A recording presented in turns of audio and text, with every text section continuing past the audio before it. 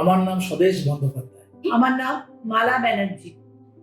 আমি বর্তমানে নরেন্দ্রপুরে শেরুর এস্টেটে থাকি। আমি retired banker, retired as a deputy general manager.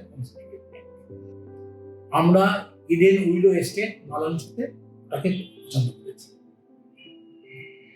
আমরা কয়েকটা প্রজেক্ট খুঁজছিলাম, খুঁজতে যে গুগল সার্চ করি, প্লাস কিছু কিছু জায়গাতে আর নিজেরাও পার্সোনালি যাতায়াত করি, করে কয়েকটা প্রজেক্ট দেখি।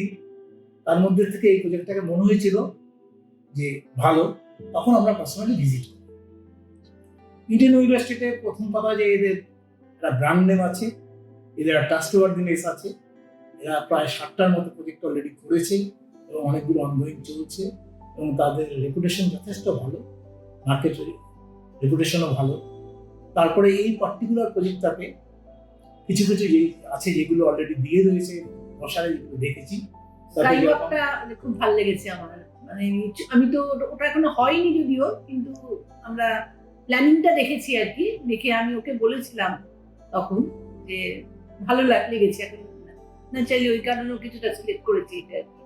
আর একটা কথা হচ্ছে যে ওটা লোকেশন ওয়াইজ ওটা যেরকম রাস্তার কাছেও আছে, আবার একদম কংক্রিটের জঙ্গলের মধ্যেও নেই। এইটা থাকার হিসাবে আমাদের পক্ষে এটা খুব সুখদায়ক। অনেক প্রজেক্টই দেখেছিলাম গড়িয়া ইন অ্যারাউন্ড ওই এরিয়া দিয়ে অনেকগুলো প্রজেক্টই দেখেছি।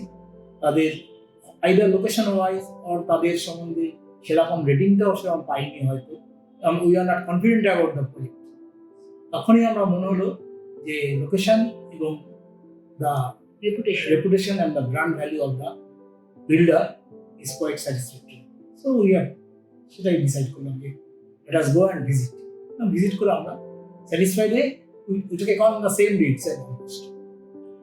যথেষ্ট ভালো, কারণ আমি সকালে ফোন করেছিলাম, দুপুরে আমার সাইট ভিজিটের কনফার্ম করা হয়, তারপরে আমার অন্তত 3জন ফলো আপ করেছিলেন এবং আমি পরের দিন সকালে যখন যাই, যার সঙ্গে কথা হচ্ছে উনি ছিলেন, খুব যত্ন সহকারে দেখিয়েছিলেন।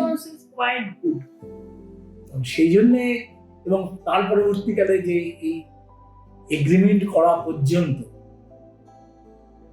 particularly Juliet was quite not only helpful, she knows her job as well. So I am very happy with her conduct and helpful attitude.